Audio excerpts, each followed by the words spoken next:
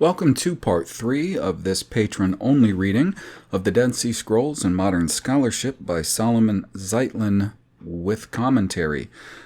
I am your narrator, John Machtemes. We will be picking up partway through Chapter 1, The War Between the Sons of Light and the Sons of Darkness, on page 8, where we left off, and I'm going right into it. It is related in the Debar that Professor Tur Sinai asked Dr. Yedin about the word Nachashir, which is found in the scroll. Dr. Yedin explained that the word Nachashir is of Persian origin, and that the author of the scroll did not make use of the Targumim where the word is used. The problem is, however, how would an author who lived during the Roman period make use of one Persian word which was unknown in Judea? Why is only one word of Persian origin used? No other Persian word appears in the scroll. Judging by other terms and words used in it, we may say that the author did not use the Targumim, particularly the Targum of Jonathan, which is of late composition. And when they say Persian, they're really talking about Aramaic. The Targums, like the two prominent Targums, are the Targum of Jonathan and Targum Onkelos. And the way these Targums work is they're manuscripts, again, most of them in a really sloppy hand. The penmanship is typically pretty atrocious. But what they are is they'll typically be portions of, or the entirety of, what we would call the Old Testament. The 39 books, except that 1st and 2nd Samuel, 1st and 2nd Kings, 1st and 2nd Chronicles, those are all put together, typically as one book. And what they'll do is they'll write in there the Hebrew in what we've accepted as the calligraphic block Hebrew script. And then they will follow that. Oftentimes they'll have a colon after that verse, and then they will follow it with, in this case, what this guy is calling Persian, but which most would pretty much admit was Aramaic. It's what they would call it. Very similar to the portions of the Old Testament that we would see in a very similar language, which I still maintain is just some sort of variation on Obri. Because when you look at it, there's essentially very much like what we understand as Greek, Koine Greek, suffixes, the application of IAs denoting a place or something pertaining to. Like we can see it in country names and place names. And we may not realize that that's what's happening, but it is. Maybe like Romania, Bulgaria, we see those IAs. So it's really strange how an academic, I guess whenever they feel the notion, they can call something that essentially is Aramaic, which, by the way, I mean, most rabbinic literature is written in this language they call Aramaic. Now, I don't know if the biblical people of Aram, Aram, used this sort of language. And the reason why is because a lot of the words and expressions that are written in it, which you will find between Daniel chapter 2 and 7, and you will find in the letters from at least Ezra to the sitting king during the narrative of Ezra. That's pretty much where you'll find this for the most part. The thing about it is, for the most part, the structure of it, the grammar, the syntax, is very, very close to the rest of biblical Hebrew. The biggest difference is, besides certain suffixes, a lot of those IA kind of suffixes or A sort of suffixes, the slight alteration of the way that a people or a place name will be written or stated, and it's very, very slight. there are certain, and I'll just call them letters for now, variations between the so-called Tav and the so-called Shin, or the so-called Tsadi and the so-called Ayin. But they're relatively consistent, these replacements. If you spend just a little time paying attention to the way that these subtle differences are used, you would understand this other language pretty well. There are terms that are radically different, but not as many as you would think. The problem is, for instance, in the book of Isaiah, when this king from Ashur or Assyria, Sennacherib, is going to besiege Jerusalem because Hezekiah refused to pay him a tribute he was demanding. So at least part of his army comes with emissaries, and the emissaries are speaking to the king's emissaries. They say, outside of this wall of Jerusalem. And they're basically threatening him in a diplomatic way.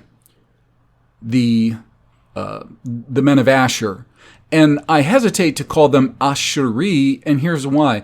Because in the entirety of the Old Testament, they're only written as Ashur, not with the typical Y or YM ending. And I don't know why that is, but I don't want to pass off anything that's unbiblical, because obviously there's a reason why they're never, Ashuri or Ashurim. It's just these men of Ashur.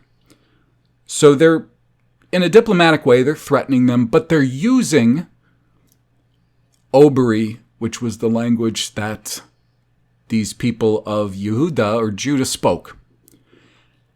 And Hezekiah's emissaries ask them, and I would imagine discreetly, they tell them, speak in your language, the language of Arami, which is supposed to be Aramaic, because they don't want these men witnessing this to hear, because literally these emissaries of Asher are telling them exactly how this siege would have went if there wasn't divine intercession. And anybody familiar with that portion of Isaiah, and it's also in both Kings and Chronicles. It's repeated a few times between those different books, knows how that went. Essentially, the army of Asher lost such a huge contingent that they were through there. They essentially receded back to all the territories they had already taken. The king was depressed. He went back to his own land and apparently was murdered by 2 of his sons. Go figure. So these Targums, they're odd. I've used them sometimes to pick around what they call Aramaic, but, just determining them as Persian, I guess they get to do whatever they feel like. If they dug up something that they deem as Persian, then they get to go back to that same old system I talked about last time, that circular system. Well, we know that language or those terms are Persian because these other things that questionable characters, I suppose, have discovered, those were Persian. We are calling those Persian. And since this is similar to that, we're going to call that Persian as well. Okay, so moving forward, he goes on, there is, however, more definite proof from the scroll that the author made use of the Targum of Jonathan. On plate 25, he quotes Deuteronomy 20, 2 through 4. It reads, Ki alu yekam, which is, it's to say, your, as in a plural, your God, alayim, but he inserts the you or vav. That's important to recognize. Ki alu yekem ulak omkam. Now, I'll go on to read what he says here. I don't think it needs further translation. The so-called Masoretic text has alayikam, which is the normal way that would be written in the Old Testament. And I also like the fact that he says the so-called Masoretic text, which is very interesting to me, and I wonder how often he might address that as he goes forward. I always thought that was interesting simply because what it signals. When he says the so-called Masoretic text, and here's why. Because the Masorah, as a system of not only annotation on top of an Hebrew text, which I think there's plenty of reason to believe that even the block calligraphic Hebrew text that we're aware of for the most part today is likely not all that original. Even the orientation from right to left and the look of the character, I think that great pains have been taken to change it. How much of those changes were organic? Personally, I think very few were organic. Okay? But again, you don't see that many academics that will go as far as to say something like the so-called Masoretic text, because until quite recently, the Masorah, and we're talking about the Nakud, which are all the dots and dashes over everything. We're talking about the notes, the pericopes, the way that verses and sections of the text are separated. All of that as a system all together is the Masorah. And see, I would go further and say also the look of the character and the orientation of the character. Everything about it that is not just absolutely purely the text. And that also includes the Matres Lectiones, which I brought up before, which, as we've already seen, the author that he's talking about of this scroll, the war between the sons of light and the sons of darkness, he has, I've already seen multiple times, inserted this Matres Lectiones. I've talked about this before, but there seem to be very certain specific glyphs that are inserted and called Matres Lectiones. Mostly, they are the U or Vav, they are the Y or Yod, and oftentimes I contend that they're also the N or Nun, which if you put those three together, they spell Iyun, which was actually the kingdom who really kicked off what I believe was the type of modern warfare we see today. I don't know if they were the first to ever use it. I don't know that it was them specifically or more a confederate of clans that we would see in, say, Daniel's fourth kingdom described that really have perfected it even before our own eyes, if we look close enough. And only over a century now, they have very much perfected it. So it's very interesting that those would be the glyphs or the characters that are the insertions that I've seen the most within the text. And you can tell they're there because they tend to often not make sense where they're inserted. Now, he gives from the so-called Masoretic text the same little passage here. We've got Yahweh Alikam Elek Omkam. And then he says, quote, "For the Lord your God is he that goes with you," close quote. Whereas the scroll, the war of the sons of light, sons of darkness, it has that alu yakam, and it also has ulak instead of elek. And the way he translates the scroll's writing is, "For your God goes with you," a present tense verb, goes with you, ulak. And I don't know if I'd actually agree with that, because you have to understand a lot of the grammar that, say, Zeitlin is applying here. It is grammar that has been dictated by the Masorah. at first look, and I haven't spent a ton of time on verb tenses, conjugations. I haven't spent a lot of time on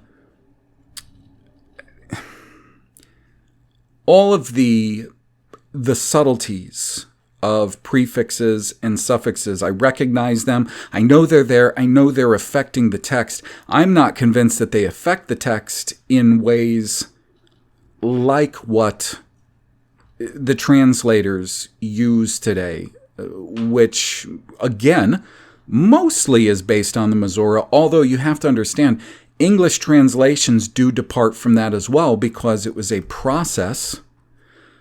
And I don't think they had, when they produced these English translations, I don't think they really had anything close to resembling a system of the Masorah. I think they had an idea.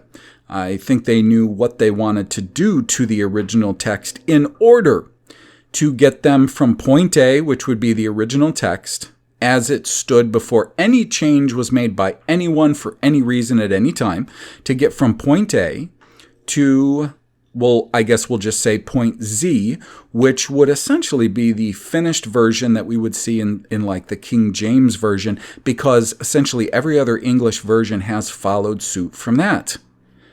The King James Version, the Hebrew portions of the King James Version, it's not just a translation and transliteration from, let's say, the Masoretic text. If we want to say, because when people say the Masoretic text, usually they're referring to a text that they say was published like 400 or so years ago.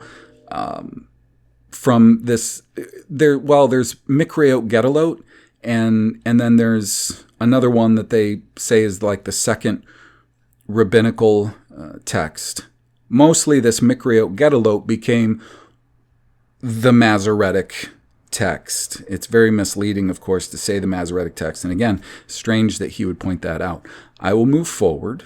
So he goes on, the rendition of the Pentateuchal text, and then he prints Shekinatiya Medebera Alakun dash Elak, and then quotes, goes with you, close quotes, occurs only in the Targum of Jonathan, whereas the Septuagint renders it Yimon o proporenomenos. Then he puts in the dash, Elak, quote, that goes with you, close quote. And so it is rendered in the Targum according to Onkelos. This is the other dominant Targum out there. And he inserts Alakun de Midbar. What's interesting, as you might hear or hear compared, these sections of the Old Testament, and you put I'm going to use the term Hebrew, next to these different Targums, because there are variations in the text itself, the wording and the grammar, between Jonathan and Onkelos. You can still see how remarkably similar this language that they're calling Aramaic, or I guess as this Dr. Yedin wants to call it, Persian. They're so remarkably similar. It would be hard to believe that, I guess, these men on the wall from Isaiah, I suppose they would have to be remarkably illiterate. And for a nation that Judah, besides for the northern kingdom of Israel, but even Judah, had so much interaction with, this nation of Aram, seems really strange. The language would be so close, and they would have such a hard time understanding them if they spoke in that language. So he continues, there are other passages in the scroll which indicate that the author made use of the Targum of Jonathan. These contain terms which are of a late period. The author uses the word oturim, prepare or reserve. This term appears in the so-called Mekilta. And for your information, so Mekilta, as well as a lot of other writings or various documents that he or other Jewish authors or anybody talking about rabbinic literature are going to use, it is among this sort of large body of rabbinic literature, and it all sort of overlaps, this Makilta with the Halakha, the Midrash, these rabbinic writings, and there's just so much to it. And if you start reading through this stuff, you can tell that there's oftentimes no reason for all of this excessive nonsense. I mean, I know very few, very, very, very few people outside of not just rabbis, but rabbis who have spent a ton of time going over this remarkably sleep-inducing stuff that would actually be aware of all of the junk. So much of it is anecdotal, too. It relates a story about some guy who had a cabbage, and some other guy had inadvertently poisoned his cabbage. Oh my gosh. It tries your patience without limits. It's amazingly boring, overly complicated stuff. All of these, what they call religious Jewish writings. So he said it appears in the Makilta, and it is frequently employed by the Karaites. That's interesting, too, that it would be frequently employed by the Karaites, because as I've mentioned, the Karaites are supposed to be absolutely nothing but the law, as it is in the Old Testament. He goes on, in the Pentateuch, Exodus 24:5, the word nori is mentioned. It is related in the Talmud, Megillah 9. Well, he says Meg. I'm assuming that's what it is. MEG period, Meg 9. That when the 70 men rendered the Pentateuch into Greek in the time of Ptolemy II, they changed the word nori to zothuthi. This change is not recorded in the Septuagint. The author of the scroll has both words, ukal nor, zothuth. Here again is indication that the author in some manner was acquainted with rabbinic literature. Now, I'm not giving you the translation of these because, for one thing, nor has various different translations. Most of the time it would refer to a young person. It could be a young man. If we have the E at the end, it could be a young lady. These examples he's giving are just to try to make it clear that this literature, which is purported to have been written in these BCE times, was not. And I know some of it can get very highly technical. But look, I guess in defense of this sort of argument, some of these arguments, they can't avoid that.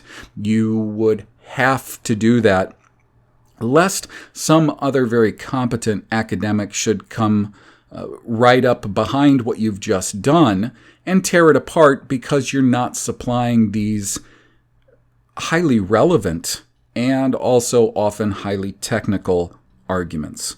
He continues, we can definitely state from the instances given above that the scroll is a very late composition, and we can find no evidence which would support the view that it is of the Second Commonwealth. It has been suggested that the scroll is the work of the Essenes, and one writer even found evidence for this theory because the scroll mentions a distance of 2,000 cubits from one standard of a camp to that of another, and Josephus is said to refer to such an arrangement among the Essenes in the Judean desert. Josephus never mentions a 2,000 cubit distance in connection with the Essenes. The author of the scroll copied the reference to the distance of 2,000 cubits from the Midrash Rab of Numbers 11, where it is stated that the distances from the standards of the camp should be 2,000 cubits. There is strong evidence that the author of the scroll made use of the Midrash Rab of Numbers, which itself is of the Middle Ages. The author of the scroll said that the name of the 4 angels should be inscribed on the standards: Michael, Gabriel, Au or Riel, and Raphael. The Midrash also mentions, in connection with 4 standards, the 4 angels, Michael, Gabriel, Uriel, and Raphael. The author of the scroll not only copies the names of these 4 angels, but in the same order as in the Midrash, Michael first and Raphael fourth. To my mind, this is indisputable proof that the author of the scroll made use of the Midrash Rab of Numbers and the Targum of Jonathan, which are medieval compositions. Now again, going back to whether he is deliberately or not deliberately gatekeeping just one thing for the other, just moving these from what they call the Second Commonwealth, which is during the time of Ezra and Nehemiah, to the Middle Ages, whether it's deliberate or not. This is when it's a really great idea to get as familiar as we are able with as many sources as we are able, because the way I see it, most things in print, and I'm talking about past 99%, My wife just picked up for me a book. It's a spiral-bound book, which is, I got to tell you, those are so handy for reading through sometimes. But you can tell it's a very small sort of printing, and it looks like the book, literally the pages are perforated. So you could tear them away. But anyways, she picked this up at the Michigan City Lighthouse Museum. She was just down in Indiana. And the book's called The Great Lakes First Submarine, because she knows that I think that whalebacks were just submarines that they had converted into barges, and in some cases, steam-powered cargo ships, which nobody in their right mind would think of that as a good design for either a cargo ship or a barge. And the official story is he had John D. Rockefeller behind him. Anyway, she knows that, so she saw this. She thought it was interesting because somebody had, written this book. And basically, what it is another gatekeep. And they're trying to say that this guy, L.D. Phillips, was the first inventor who they say he and his father were shoemakers, but in his spare time, he was building submarines. It's just... and actually in around Michigan City, LaPorte County, Indiana, and trying them out on the lakes and having success. And they were like, if you see those History Channel documentaries, like early submarines, they're so clunky. They're so small. Almost you could just imagine. And they have these ridiculous graphics of like the illustration of a guy in this tiny little torpedo-looking thing with a propeller, and he's moving it by hand. Like he's hand cranking this propeller.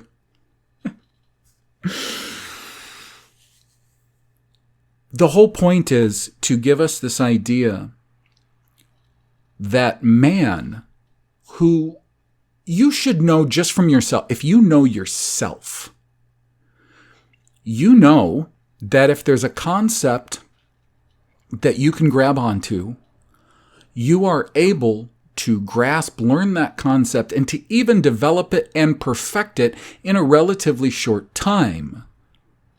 And now put a bunch of people together that are at least like-minded and think what they could accomplish in a world that isn't deliberately restricting most of the population, restricting our minds and our talents, our resources.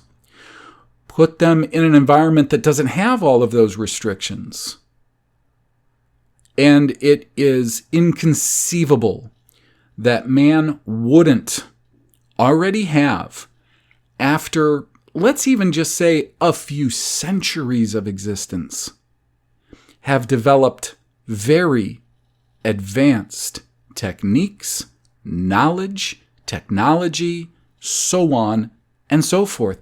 And that is besides the fact that in Genesis 1, when the text is describing man, it says that Elohim, because Yahweh is not used in Genesis 1. I don't know the reason for that. but he's just called Aliyim, translated God. It says he created man, Zekar u Nakbe.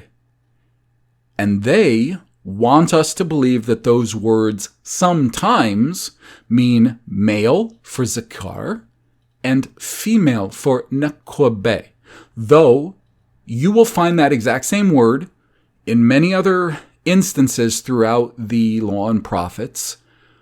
Zekar, most of the time, has to do with memory, remembering, having a memory or knowledge of a set of things.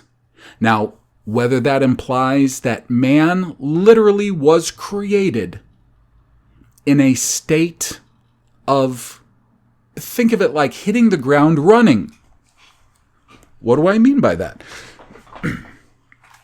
What I mean is, instead of getting this idea that he creates this world, all of the natural things in this world, rivers, seas, the hydrological cycles, so artesian wells, caverns, soil, grasses, trees, other creatures, and then he makes man in, let's just say, quote unquote, pure state, imparts at least a certain amount of knowledge into man, including language and other things, and then watches man develop. So that's the idea that we've been given from, in large part, from the way that the text is treated, in large part from the way that experts and academics design a system of thought regarding the text. So instead of that, imagine this. He's going to create an entire world for man to dwell in. Everybody knows that man exists in a certain way and needs certain things to exist. Now, not all men, not all races of men exist in the same way or have the same responsibilities. So their cultures, their needs, their world, and what they would know or remember or not know would not be the same. But imagine that instead of just all of nature, what we would consider natural elements of the natural world, he also creates communities for these different races or kinds of men, because this is how he created them to exist.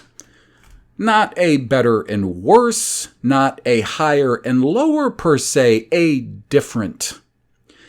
He creates different communities, even, and stay with me on this, even perhaps creating infrastructure and other things, buildings, building techniques, ways to use the elements in this and on this earth. He creates a number of things as well. Perhaps buildings, infrastructure, etc. Use your imagination, but that's a possibility. Don't tell me it's not a possibility. It certainly is a possibility. And then, when he creates man and all the races and kinds of man, he creates them in a way that they essentially, poof, there they are, and they're literally doing whatever it is that they do, possibly creating a number of them to do various different things, whether it would be as a hunter, a gatherer, a farmer, gardener, a smith, or whatever, doing those things, fully mature, children, young adults, not only that, but with a memory of at least a certain amount of history. Now, some races or kinds of man might have a very different, more simplistic memory, not so much written and detailed, and some others might have one far more detailed in their minds, or perhaps even created with documents. Now, I think if some people said, well, that seems perhaps disingenuous. Well, I don't know. Maybe it is. Maybe. Or maybe that's not what Zakar actually means. Maybe what Zakar actually means is, because it's used in context in ways that make you think that it sort of means mature. And I can't think of another synonymic word that would be better than mature. Perhaps literally just creating them again in the acts of doing the things maybe that they would do, but still with a certain amount of things, maybe infrastructure, communities, things like that, and simply an understanding and a knowledge of their world. Now, that was a big rabbit trail, but it was simply to point out something. The idea of gatekeeping and how gatekeeping works in levels. Is every gatekeeper doing this deliberately? I don't know, but they may be. I mean, look, if you look at my work from a few years ago, I believed certain things that are much different because I had to learn. I had to learn where I was wrong. I had to learn what things were more correct, develop the things that were more correct, and get rid of the things that were not correct. So I don't know particularly, but we should be able to see if we can look at someone's work over a course of time. That would tell us a lot. So we have to use even guys who might be gatekeeping, whether deliberately or not, like his work, which is calling into question all the authenticity of these Dead Sea Scrolls, in conjunction with, for instance, books like A Guide to the Phantom Dark Age by Emmett Scott. Why? Because his focus is on the period of time that Zeitlin is putting these documents in. So he's taking them out of the Second Commonwealth. He's proving that they don't agree or harmonize with other documents they say was from the Second Commonwealth, and there's another gatekeep right there, as though these documents were created by certain people at that time, like, for instance, the Greek Septuagint and these Targums. That's a huge gatekeeping establishment assumption. But he's taking them from there, and he's saying, no, they were created by rabbinic, so we go back to Jews creating these things, another assumption, by rabbinic authors in the Middle Ages. So what he's doing is he's at least giving us some, which is to say, look, these Dead Sea Scrolls, these documents don't match up with the other documents that they say are from this time, in this case, Second Commonwealth. Then we take an author like Emmett Scott or Wilhelm Kemmeyer. He also wrote at least one book, which was the falsification of the Middle Ages. So he also provides arguments against at least a good amount of establishment materials backing up this idea of the Middle Ages and what happened in the Middle Ages.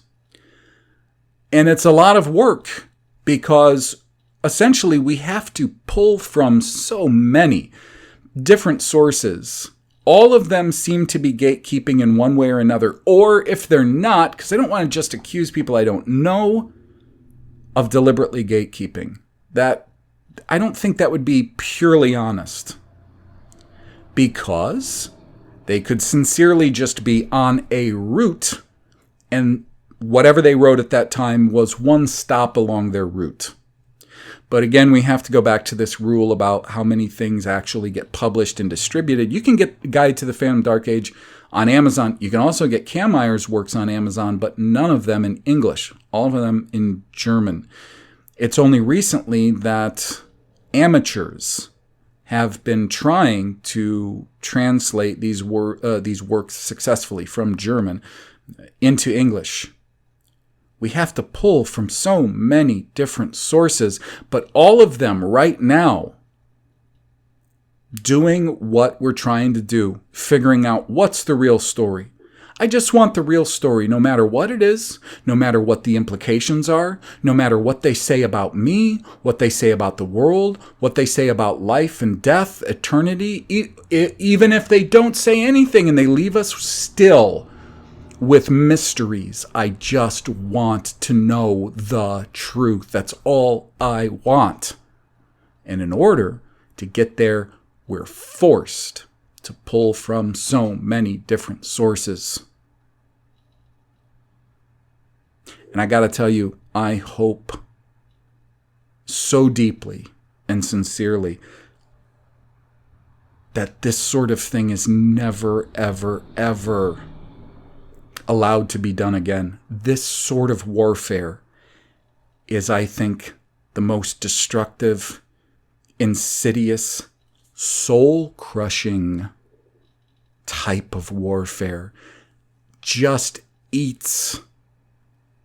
just eats away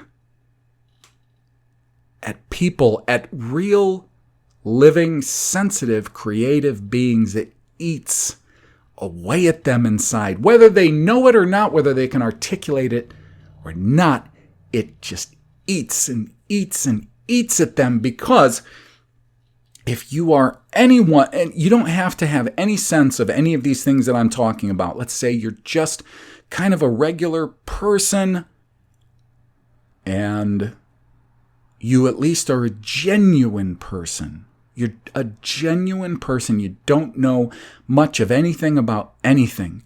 These lies, being saturated in a world of these lies, will eat you up. That's why it can't ever be allowed to happen again. Whatever has to be done. And I'm not talking about necessarily full frontal assault needs to be done. I'm talking about whatever needs to be done.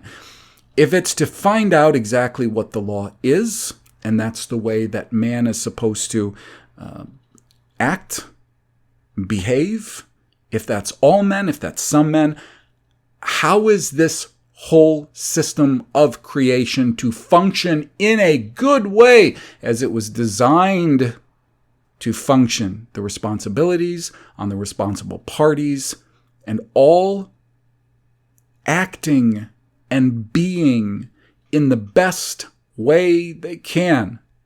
They have to figure out what that is. And just do our parts, which is, it's an individual. But if enough individuals do it, it becomes so much bigger, just exponentially. The people in control, they know this. That's why they work very diligently to stop that from happening. But we do have a responsibility. This can't ever, ever be left alone. The world as it is can't be left to continue to fester like an infected boil. It has to change. So we have to use whatever tools we can to do whatever part we can to change it. Now, Zeitlin continues, the word Essenes, or the Hebrew term Hasidim, is not mentioned in the scroll. However, this did not disturb the scholars who maintain that it was a composition by Essenes. We know from Josephus and Philo that this sect was pacific and opposed war. Pacific, pacifist. It's interesting he uses Pacific like the ocean. They were Pacific pacifists. They were pacifists, as according to Josephus and Philo, which I would question the veracity of both sources. He says, "It is not true that there was a certain segment among them who favored war." Josephus, enlisting the different sects and groups who opposed the Romans, did not include the Essenes. It is true that there was one named John, the Essene, among the army generals. We know that individuals often do not follow party lines or sects to which they belong. We have had fighting Quakers and celebrated generals who belonged to the Society of Friends. If there had been a group of Essenes who favored war, Josephus would have so informed us. It is maintained that the story about the war between the so-called Sons of Light and Sons of Darkness is an historical fact. The descriptions on the standards and the insignias are said to bear this out. The war is said to have been real, not an imaginary one, and therefore the scroll has been regarded as very important, not only for the history of the Second Jewish Commonwealth, but also for the history of warfare.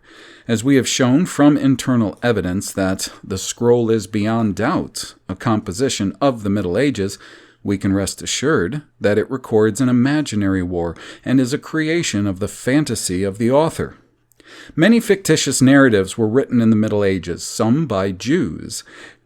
There appeared in the 9th century a man who said he was an emissary of 4 tribes, Dan, Naphtali, Gad, and Asher. He said that he was of the tribe of Dan, and he was called Eldad ha-Dani. He gave an account of their kingdom and of their king, who he claimed to be a descendant of the ancient tribe of Dan. The Hebrew words, "Hear, Israel, the Lord is our God, the Lord is one," were written in black on his flag, and he further related that the king had a great army. In time of war, one man blew the shofar, and then 120,000 men advanced bearing white standards. Eldad also gave accounts of other tribes, and also of the children of Moses. He also wrote about the wars between these tribes and 7 nations. During the battle, he said, the warriors used to sing a hymn to God. Many people at the time accepted this tale as a historical fact. Zemak Gaon, the leader of the Jewish people, gave credence to this story, although puzzled by accounts of practices in contradiction to the halakha of the Talmud. This hoax was believed to be historically true for many centuries. Hadassi, one of the prominent Karaites, believed that Eldad ha-Dani's account was true and of great significance. Eldad ha-Dani's account of the warfare has the same historical value as the account of the warfare in the scroll. Just as prominent people once believed in Eldad ha-Dani's story, so prominent people today believe in the account of the scroll. People of all ages believe what they wish to believe. A detailed account of warfare is given in the book called Sefer ha-Jasher, also a compilation of the Middle Ages, between the sons of Jacob and the different nations who made war on them. An account of the capture of the city Goash is set forth in detail. The battle cry, according to the author, was, "O Lord, help us."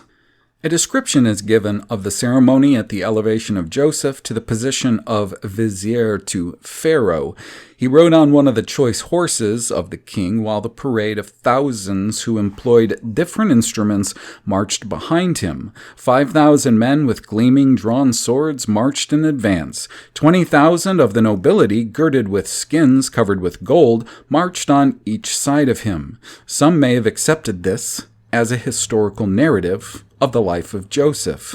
In the same book, Sefer ha-Jasher, a description of a war is given between the Kittim and the people of Africa, which took place in the time of Jacob.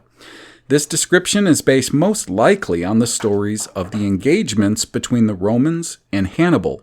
Further on in this book, a war is described which was waged by Kittim, the sons of Kedem and the sons of Ishmael against the Egyptians. The king of Kittim at the time was the grandson of Esau.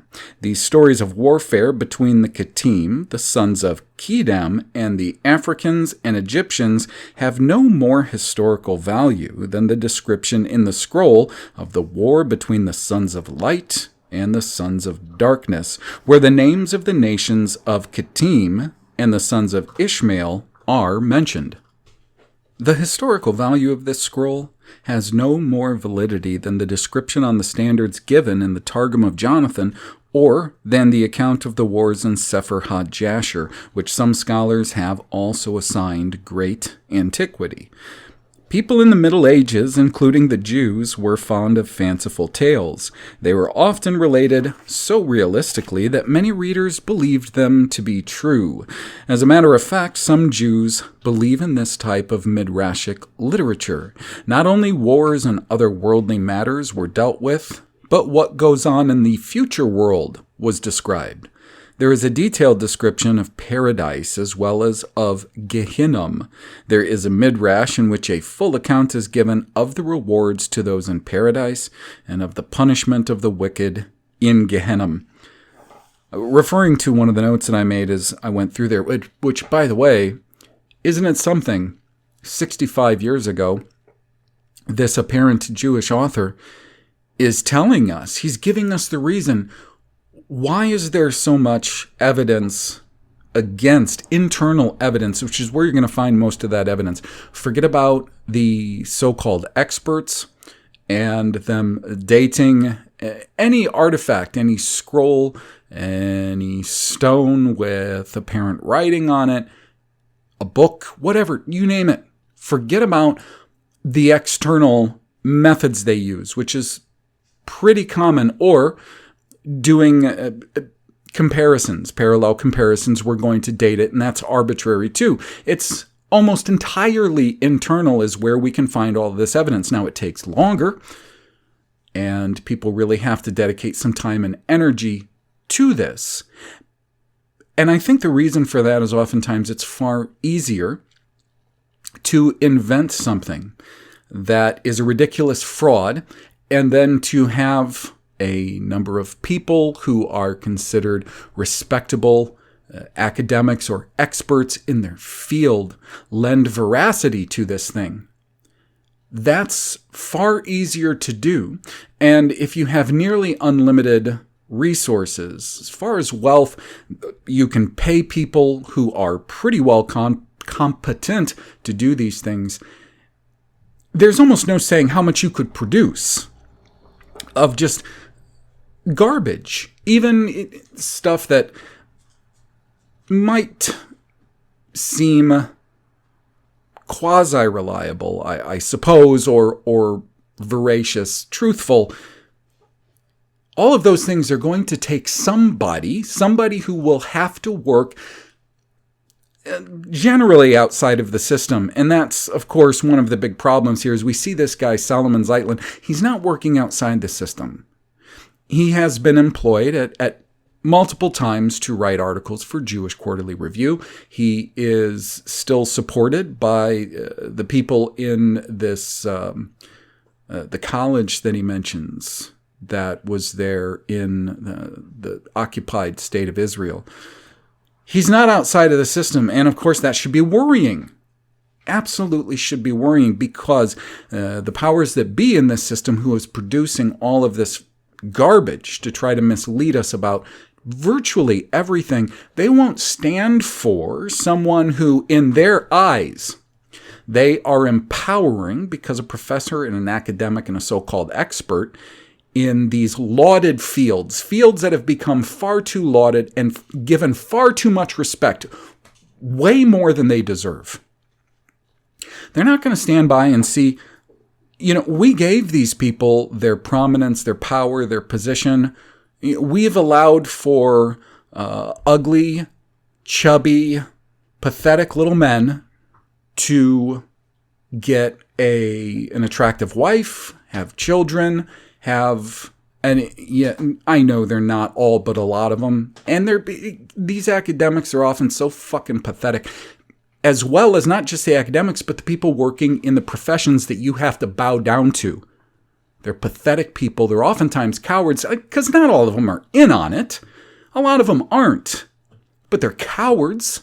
They want the high salary. They want the respect they get. They can look down their nose at everyone else. They have power over students and impressionable minds. They love it. They're cowards. They're greedy, pathetic people. Now, I don't think that there's just any way conceivable that the real powers that be, who have decided that the best way to go about ruling over everyone, which they have to rule over everyone, because if you're going to have commerce and shipping, and people are going to be able to travel other places, communicate with other people, you can't just do that to one people. If you completely change the history and the language and the culture and everything with one people, and they are not entirely cut off in every way, shape, and form, which is very difficult to do, to maintain the illusion of a sort of a free world and entirely cut off a whole people, a whole culture, you have to do it to the whole world.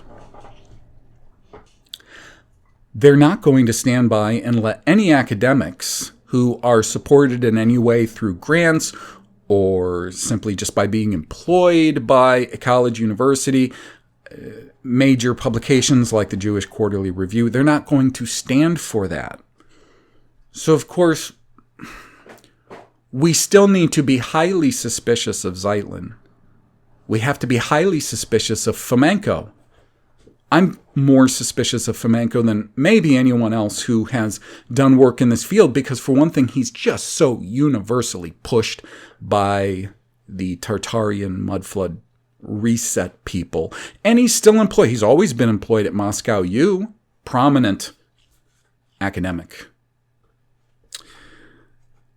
I thought it was just so odd, that he hits the nail on the head like that.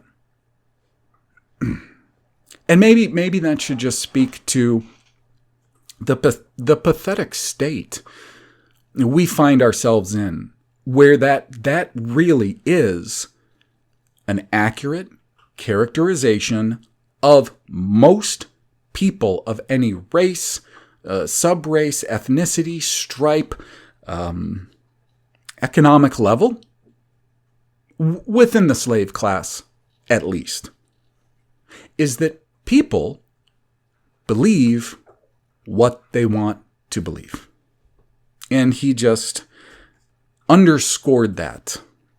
They believe what they want to believe. Because if they didn't, they would look at, for instance, documents like that he's mentioning, and not only those documents, but the documents that he is mentioning to win his arguments, documents like Josephus and Pliny.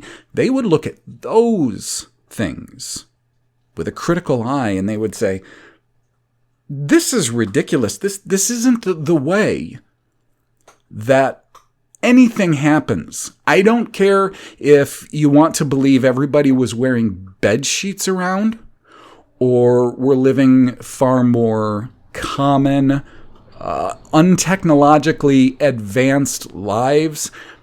Those narratives in those so-called history books, they don't reflect reality, which is just weird to me, how so much was produced that they want to call history. We can just throw Josephus and Pliny in there. I usually like to use Herodotus as an example, because he is sort of universally called the father of history. And his histories are so insane. There's so much about them that are completely nuts. Where many of the things that he claimed happened, there isn't a very good motive and reason that is supplied for why these things are happening. Some some king of some place got a wild hair up his ass and he raised a huge army, even though if you look into, let's say, the place that he's from, it's not possible that he could have enough resources to have this huge army. What's his motive? What are man's motives? Are man's motives typically power and the sustaining of their progeny, their children, their generations? What is the motive? A king, he's insulted, so he's going to go to war. No, you wouldn't be a king if that's all there was to it, because you can't go to war over something like an insult. Look at the situation with the whole, the Trojan War and the pretext to all that. It's just so silly. And that's how Herodotus reads. And that's how so many of these read.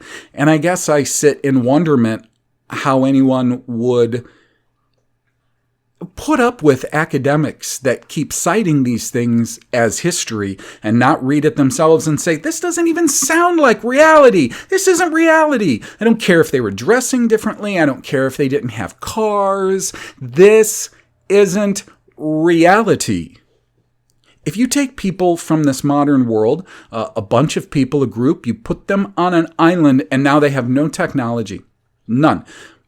The cultural struggles and dynamics that will take place there were someone to write it all out accurately. It would still reflect reality. It would reflect why people do things and the human experience. And therein is the problem with most of these so-called histories, the establishment-approved histories. They don't tend to reflect reality. So I guess I don't know what boggles my mind more, that so many of these documents that read so ridiculously are passed off as this is real history. Or, if what boggles my mind more than that is just how many people out there are willing to accept it.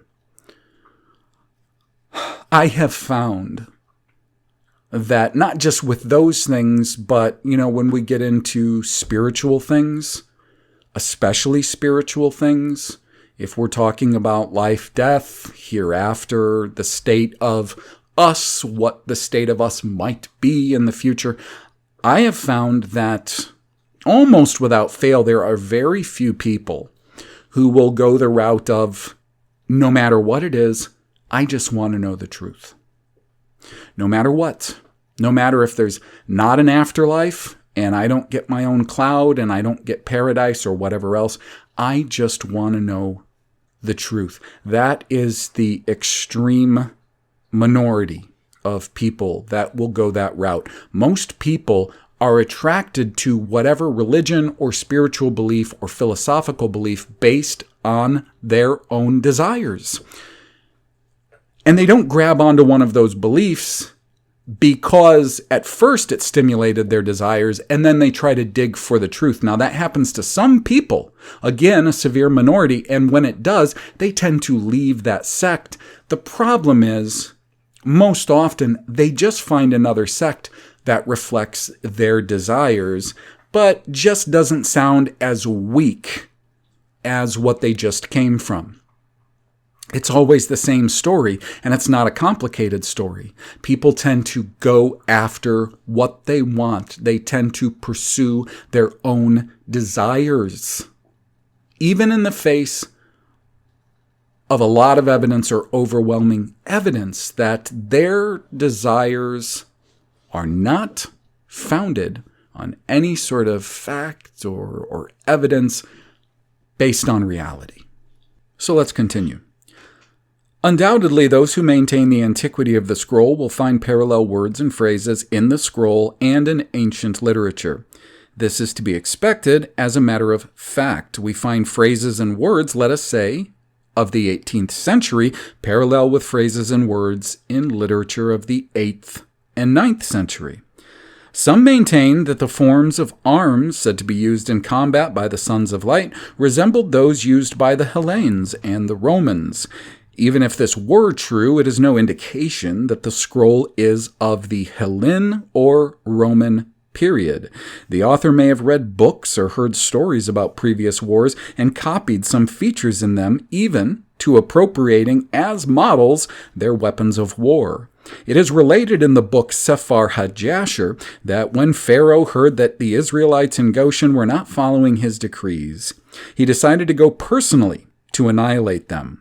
When his chariot was passing through a narrow strip, on one side of which was a fence and on the other side a valley, the horses of the riders who accompanied him pushed his horses into the valley. He was thrown out of the chariot into the valley and suffered many broken bones, ultimately dying in great pain as a result of his injuries. One can readily recognize that this story is patterned after the story of the death of King Antiochus IV, related in the second book of Maccabees and in Josephon. By the way, for anyone who isn't familiar with Josephon, I think it's said to be 10th century Jewish literature. Fantasy literature? Yeah, likely.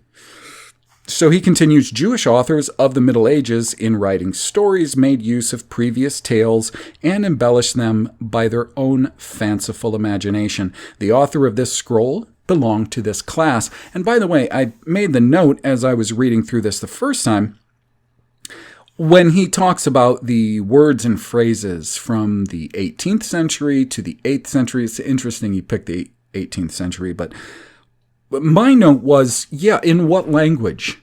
Because here's one of the big problems. For instance, is many people try to say that there are parallels between the terms, the words used in the Koine Greek New Testament or the Koine Greek Apocrypha. So like books like Second Book of Maccabees, like he just mentioned, and others, or even in the Septuagint. They're parallel words. The problem is, for instance, this sort of idea or accepting this sort of idea allows for them to use like words like Kyrios instead of Yahweh when they put together the Septuagint. So every time Yahweh should appear, they could just do a transliteration of that name or title, Yahweh. Instead, they chose to use this Koine Greek word Kyrios, which, when you get to the New Testament, now they're using Kyrios for Jesus, but they're using Theos for God or God the Father, which is the term that they use in the Septuagint for Aliyim. To further the confusion is in the New Testament, whenever anyone is quoting from the Old Testament, it doesn't matter if they're quoting a verse in which the name Yahweh or the title Aliyim appears, they only use Theos in the New Testament instead of using the appropriate Septuagint terms, Kyrios and Theos. So this idea where he says there are these parallel words and phrases from this point in time and this point in time, my big question is really, in what language, and are they truly parallels? So he continues, the number 7 plays an important part in the author's account of the wars. It was considered a holy number and was employed by authors in ancient and medieval times. Dad Hadani also employs the number 7. This is another indication that the account of the military event in the scroll is imaginary. It has been said there is internal and archaeological evidence that it was written while the temple was still standing and held its central importance in the life of the people. But there is no internal or archaeological evidence to this effect. The late Professor Sukenik bought this scroll with 2 jars from an Arab merchant who informed him that the Bedouin had told him that it was in the jars. Therefore, it is crystal clear there is no archaeological evidence regarding this scroll. Neither is there any evidence that it was written while the temple was still standing. On the contrary, as we pointed out before, the author was unaware of the halakha and the customs which prevailed during the Second Commonwealth when the temple was standing. As a matter of fact, there is no reference to a temple. And I find that fascinating. Fascinating. Well, that someone would be trying to pass off a fake that this is coming. Guys, look, there is the sort of crooked business of passing off random artifacts, pretty much, fake random artifacts from the whole area of like the Levant and the Middle East to pretty much uneducated tourists, suckers, really. And then there is the business of passing off scrolls and other artifacts as being genuine and authentic. So the issue here is that we have this scroll, or a number of scrolls, that the establishment themselves are getting behind. Their academics and their experts are getting behind this, and it's being claimed that it was penned in what they call the Second Commonwealth, which we know was supposed to be around the time of Ezra and Nehemiah, about 500 and some odd BCE. Really, what I find to be interesting about that, regarding what I said in part 2, about how I don't see any strong evidence that they ever went back to Jerusalem to rebuild Beit Yahweh. Not certain buildings or certain facets of it, which I covered, but specifically this whole, whether it be a massive complex, which it may have been, mostly their focus was the walls, streets, infrastructure, and it's all a little bit cloudy. So when I hear that some author who penned the scroll that we're talking about right now was trying to make it look like, and the so-called experts and academics who are tasked with making people believe this is authentic, are making people believe it was written in the Second Commonwealth. What I find fascinating is that a temple isn't mentioned. So I'll continue. There can be no question that this scroll is of late composition. It is worthless for the history of the Jews during the Second Commonwealth and the history of warfare. It is an imaginary product of a Jew of the Middle Ages. The authorities of the Hebrew University in Jerusalem, who announced to the world the great, in quotes, discovery before the scroll was published, should seek to refute my arguments. They owe this to the scholarly world. Well, they owe it to far more than the scholarly world. The refutation, however, must be based not on mere opinions of scholars, but on sources, since all my arguments are supported by sources. After concluding the part of my essay on the scroll dealing with the so-called war between the sons of light and the sons of darkness, I received the April issue of the Nouvelle Revue Théologique, containing an article on the scroll by Dr. M. Delcourt, and I propose to comment on it. Dr. Delcourt gives a translation of the Hebrew text. The use of the word tugar, or togar in English, presented no problem to him, although the Pentateuch has the word tugarme, or tugarma in English. It's first found used of the descendants of Noah in Genesis 10. The word tugar was never used in Hebrew literature until the late Middle Ages. In translating the words melchame u hatzutzerut tzadri, which based on their uses, their majority uses, this would translate something in the neighborhood of the battle and the trumpets were out of order, maybe chaotic. He doesn't provide that translation. I'm telling you, the listener. That should be its approximate. So in translating those words, he apparently never questioned why these words were enclosed in parentheses, a procedure not resorted to in the ancient times. At least, he should have pointed this out to his readers. Again, he translated the words umia ka umke, which we saw earlier.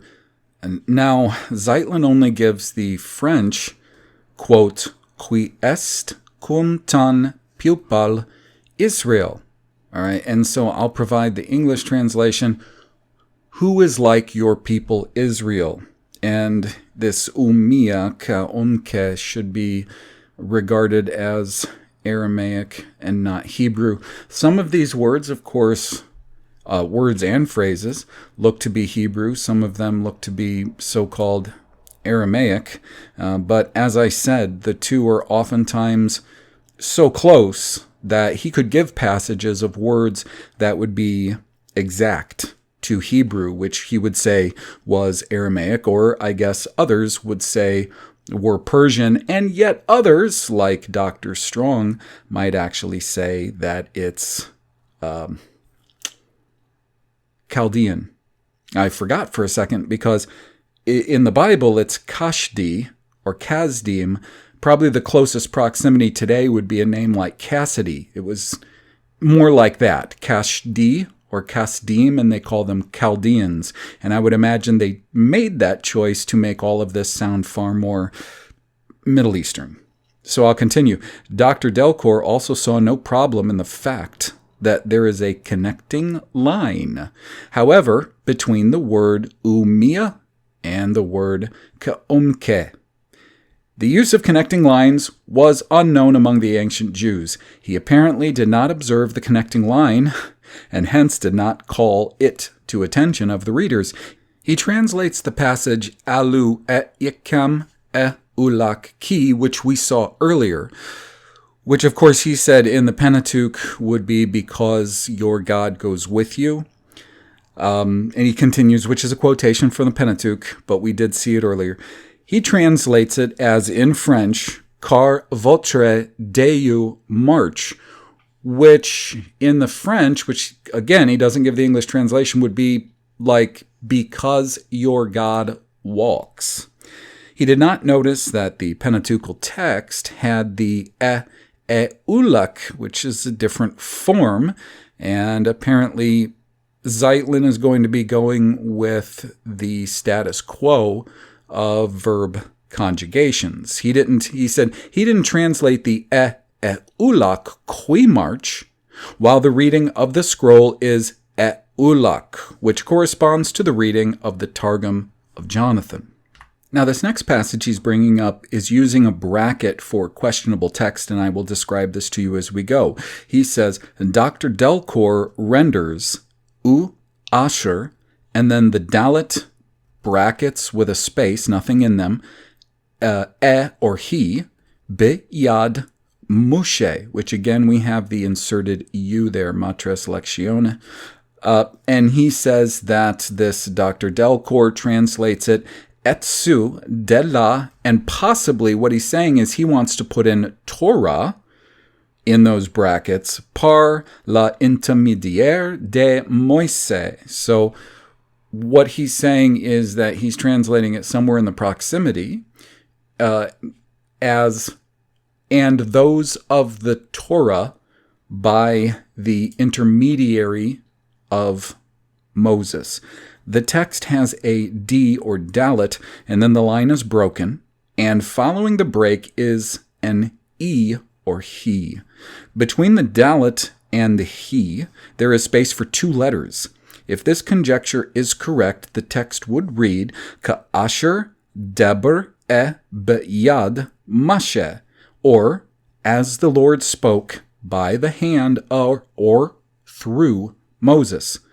Copying a well-known clause of the Pentateuch, The word Torah is not in the text, and if it were, it would not make any sense. And Dr. Delcour's emendation, doni, which he did put doni in there, but he had it in parentheses, so I didn't translate that. Delcour's emendation, doni, for oshe, which would typically be make, would not make sense in Hebrew either. If our assumption is correct that the author wrote an E or he instead of Yahweh, this would prove that the text of the scroll is of a very late period, since the Jews in the Middle Ages used a E or he for the name of Yahweh. When the author in previous passages quotes Pentateuchal passages where the word Yahweh occurs, he ignores it. And I would like to go on to add this commentary as well with all of this technical language he's using, which will very soon come to an end, concerning this particular scroll.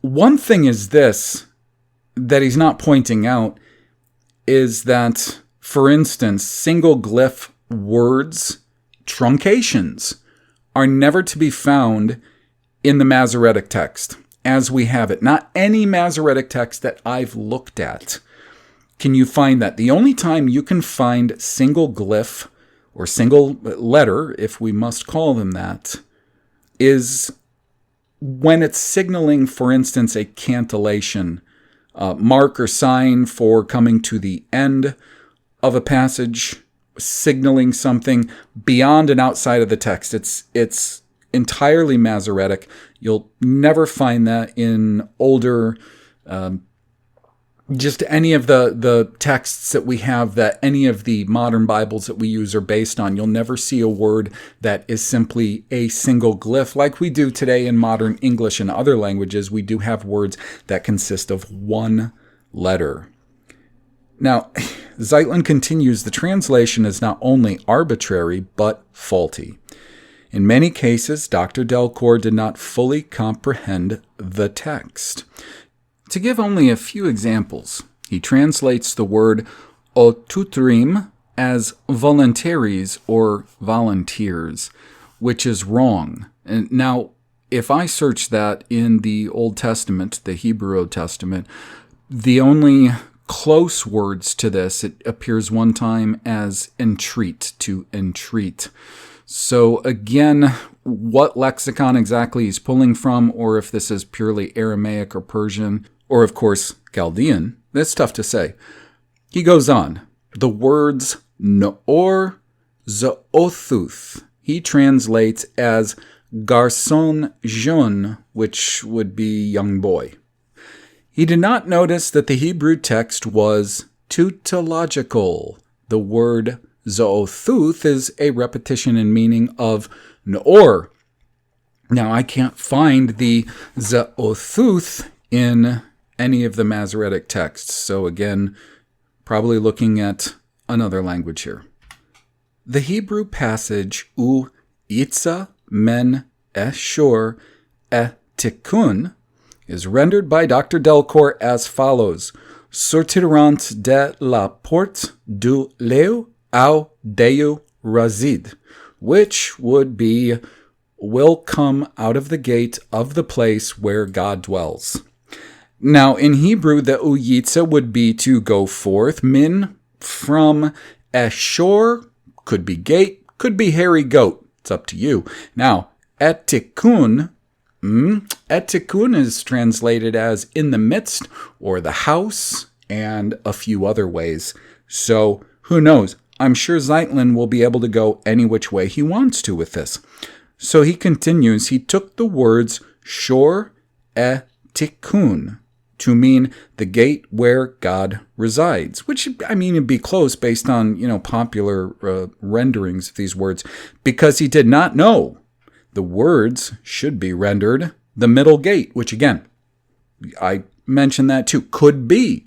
Here's the games we play, because it could be, or it could be, or it could be. So he says, a phrase well known in Hebrew and Quranic literature. By what? By whose authority? By tradition, I would say. Middle and residence. Now you could say, well, they're related because if someone resides somewhere, they're in the midst of a thing. Now here's the thing. This is what I found in trying to learn what the language originally said. And I learned this about myself. And I had to start consciously restricting myself from doing this. You can't, your mind, if you let your mind start to creatively work on a concept that maybe you don't know anything about, you may not have any rules for, because so little is known about it. Your mind has ways, unfortunately. It has ways of connecting all kinds of concepts. You can justify almost anything. And that can be okay if what we're doing is we're trying to do creative or theoretical mental exercises to try to get us from point A to point B or whatever point in front of us. That can be okay. Of course, the problem is, and this is what people like Zeitlin, Delcor,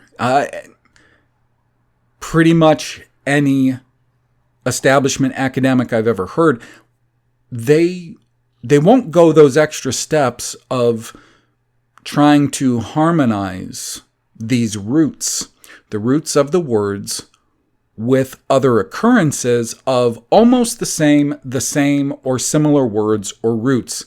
They won't do that because they'll get caught up, you'll see very quickly. Though maybe one word can appear 2 or 3 times according to a Strong's entry. Or you can go back from Strong's. You can go back to Gesenius, because what you'll find in there is it's very close to Strong's. It's very close to Brown, Driver, and Briggs. Brown, Driver, and Briggs was based on it. And I am mixing between lexicons and concordances, though they are very similar. A concordance is simply a list, a very confusing list, by the way. And a lexicon is supposed to be very much like a dictionary. However, you could go back to basically the earliest source. Gesenius is like the King James version of lexicons. You can go back to there where there's often more simplicity than what you'll find in like Strong's or even Brown, Driver, and Briggs. And what you'll see is that even though there is this simplicity to it all, there still is the insistence on separating exact words oftentimes simply into what they say the Masoretes did, how they say the Masoretes parsed all of this stuff up, which is really odd because the Masoretic text was never entirely universally agreed upon, if we can even believe that it has been, up until about 100 years ago. And the problem is Gesenius was hundreds of years ago. Very strange. It's very strange how these apparent tools haven't been open to updating. They are only within a very limited framework. And the people who preside over them have an attitude of extreme closed-mindedness, unless we're talking about things that are absolutely non-threatening to the status quo, like ancient aliens and giants and whatever else they want to throw on the table that's not threatening. It doesn't threaten to weaken the current establishment, their status quo that holds the current establishment together. So I'll just finish up with the last couple of sentences in this section from Zeitlin. This is one illustration of the many faulty renderings in his translation of the scroll. It is on par with Brownlee's and DuPont Summers' renderings of the scrolls. So I would finish this out by offering the observation of how these academics, these scholars, these theologians, of course lettered, of course educated in well-regarded institutions, how they get away with literary not literal, literary murder. They are able to offer what would seem on the surface such wild interpretations of new texts, old texts, wild interpretations of what appears to be evidence, and not just of manuscripts, but of all kinds. They appear to just get away with murder in a literary sense, in an idealistic atmosphere, because it's just so egregious how one can seemingly, like this Delcor and Zeitlin, seemingly this Delcor is getting away with being respected as an academic and a scholar and offering such seemingly ridiculous renderings of these passages. However, we do have to remember the reason that this is able to go on, the reason that all of these different figures that he'll mention and why he himself can oftentimes offer such very different translation and interpretation of apparent evidence is because the groundwork was laid some time ago, which made all of this so open to interpretation and speculation. And of course, that is a huge problem. This is why I spend most of my free time, well, for a long time now, working on the exhaustive Obery biglyph roots table, the new one. The reason being is I simply don't believe a language can function in a good and efficient way if, for one thing, there are homonyms whatsoever.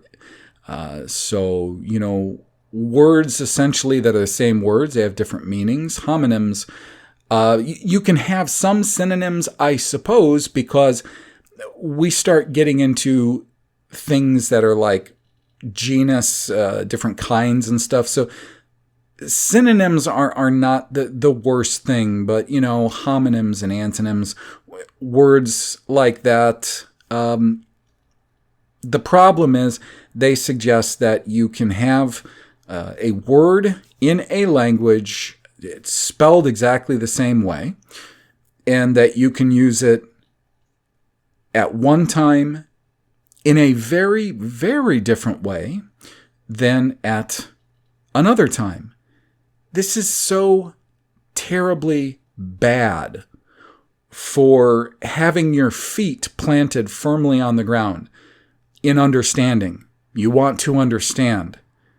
And believing that you can have words that are spelled exactly the same but have completely different meanings, as we see in the Hebrew lexicons and concordances. We don't see it as much in the Greek. Funny. Although I would say that the Greek translations, for instance, of the Septuagint are, well, they're pretty much wildly all over the place. They'll use different Greek words for what is clearly the same Hebrew word. The Greek Septuagint is radically different in form and use than the Greek New Testament. So I don't know how some people are saying, well, the New Testament apostles, disciples, Jesus would have been speaking Greek and using a very accurate form of the Old Testament because they would be quoting it in Greek from the Septuagint, because I found the Septuagint is not accurate. It really is all over the place regarding its terminology. Problems. These are problems. If we can't look at one word, I don't care what the word is, and I'll use an English example, and it doesn't matter.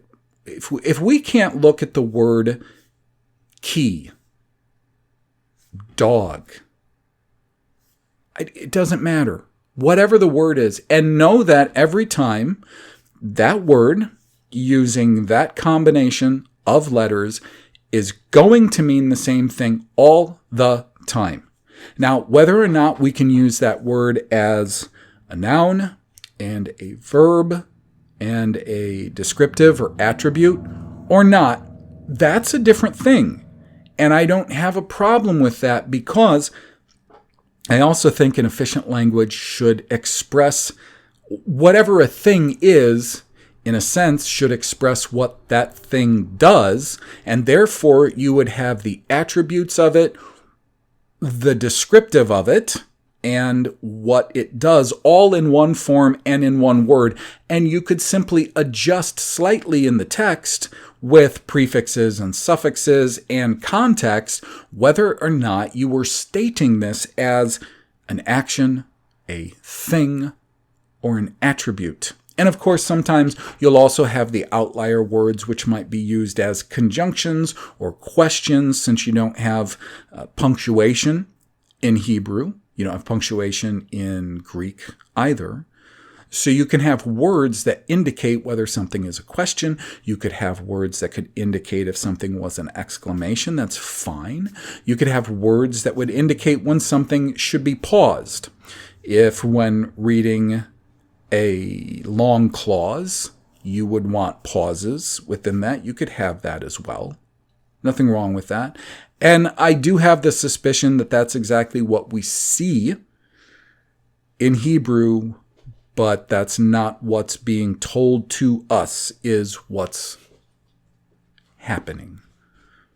I think the only way a language can be good and efficient is it has to be the same thing. When you see the same combinations of glyphs, when you see those same combinations of glyphs further combined into statements, questions, clauses, whatever it is, it should function and mean the same thing every time, all the time. And we don't have that. We need to get that back so that we can understand what the text said in the first place, and we can better gauge the intentions of people like Delcor or Zeitlin by those things.